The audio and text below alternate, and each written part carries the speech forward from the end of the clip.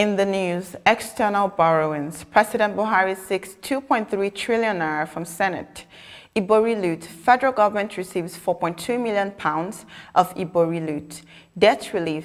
France clears $5 billion debt from Sudan. Championship playoffs. Danjuma stars in Bournemouth first leg win over Brentford in semi-final. Details shortly.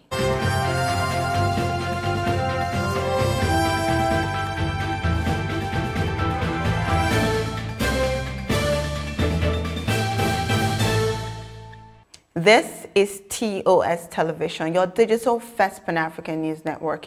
You're watching News 360. I am Ruwa Panawo.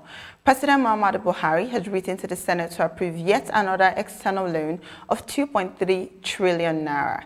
This was revealed in a letter addressed to the Senate President Ahmad Lawan and read at plenary on Tuesday. President Buhari gave reasons for the request of the proposed loan, stating that it is to finance the 2021 budget deficit of 5.6 trillion naira.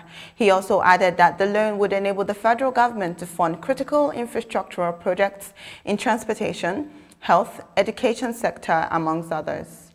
This development is coming barely a month after the Senate approved the sum of $1.5 billion and 995 million euros external borrowings for the federal government. The loans were part of the $5.5 billion and 995 million euros external borrowings President Buhari requested for in May 2020 in order to finance different projects of the federal government. Attorney General of the Federation and Minister of Justice Abubakar Malami, on behalf of the federal government, has confirmed that the loot associated with the family members of a former Delta State Governor, James Ibori, has been received. Spokesperson of the minister, Dr. Umar Gwandu, disclosed this in a statement on Tuesday. The UK and Nigerian governments had on March 9 signed an agreement for the £4.2 million recovered by UK agencies to be sent back to Nigeria for infrastructure projects, which include the Lagos to Ibadan Expressway, the Abuja to Kano Road, and the second Niger Bridge. According to the statement, the amount has been credited into the designated federal government account, with Naira equivalent value of the amount as of May 10, 2021. The National Agency for Food and Drug Administration and Control, NAFDAC, has authorized the emergency use of the Johnson & Johnson vaccine in the country. This was revealed in a statement issued by the agency on Tuesday, where the Director General, Professor Moji Adeyeye, disclosed that the vaccine, which has gone through systematic evaluation, has met the criteria of efficacy and is safe for usage. Professor Adeyeye added that results from clinical trials shows that the vaccine is very effective at preventing COVID-19 in people from 18 years of age. Janssen COVID-19 vaccine is the third vaccine recommended in Nigeria for preventing COVID-19. The most commonly reported side effects of the vaccine are pain at the area of the injection, headache, fatigue, muscle aches, and nausea, which are mild and last for 1 to 2 days. The vaccine is administered as a single dose. The Senate on Tuesday has asked the federal government to make National Identification Number (NIN) a compulsory requirement for JAMB registration. It ordered the Federal Ministry of Education, the Joint Admissions and Matriculation Board (JAMB), and the National Identity Management Commission (NIMC) to review the implementation of the policy. The Senate resolution followed the adoption of a motion moved on the issue by Senator Ifeanyi Ubah at plenary. Senate called for an extension of the JAMB registration deadline until there is a well-organized process for obtaining the NIN. The Senate added that the Federal Ministry of Education and NIMC should introduce and restructure a simple and regionalized NIN registration process where students would be able to get their NIN in their various accredited schools. The Inspector General of Police, Usman Alkali Baba, has launched Operation Restore Peace in Enugu State in order to contain the rising cases of insecurity in the southeast region.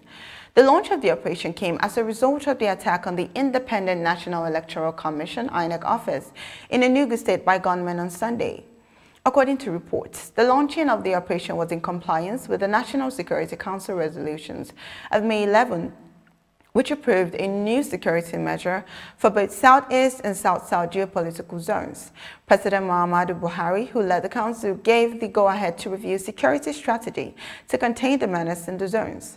The Southeast and South-South regions of the country have been faced with security challenges of recent, from attacks on security personnel, police stations, and the recent attacks on INEC offices.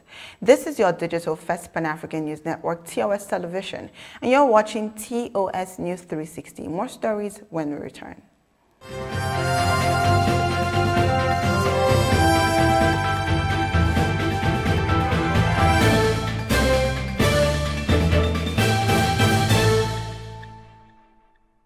In an effort to support Sudan's transitional leadership and help its crippled economy in recovering, French President Emmanuel Macron has cancelled the country's $5 billion debt to France at the Finance in Africa Summit in Paris.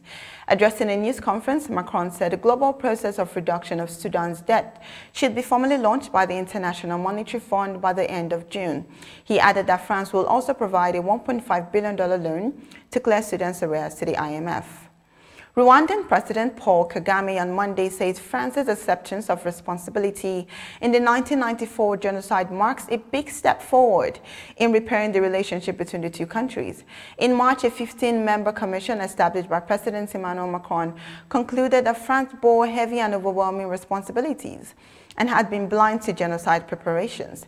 Kagame, in an interview with French state-owned international news television network based in Paris, says he will be able to forgive the past and move forward, but maybe not forget. U.S. President Joe Biden has conveyed his support for a ceasefire after 8 days of violence between Israel and Palestinian militants in Gaza. According to the White House in a statement on Monday, Biden expressed his support for peace and revealed to Israeli caretaker Prime Minister Benjamin Netanyahu that the U.S. is working with Egypt and other countries in order to stop the violence. According to Gaza's health ministry, the ongoing violence, which is now in its second week with no sign of ending, has claimed at least 212 people, comprising of men, women, and children. Amidst Biden's call for a ceasefire, Israel conducted further airstrikes in Gaza early on Tuesday, as dozens of rockets were fired overnight. A severe cyclone slammed into West India off the Gujarat coast in Mumbai on Monday evening, leaving at least 21 people dead with more than 90 people missing as it struck a support vessel serving oil rigs. According to the Indian Navy on Tuesday, 177 of the 270 people aboard have been rescued, while efforts to find others are being taken.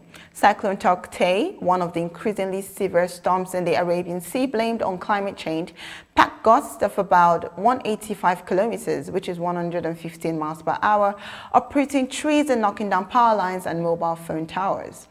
Mumbai authorities on Monday closed the airport for several hours and urged people to stay indoors as huge waves spread across the city's seafront. The cyclone is the biggest to hit the region in decades. Bournemouth winger Arnaud Danjuma Groeneveld has scored the only goal of the game as Bournemouth defeated Brentford 1-0 in the first leg of their promotion playoff.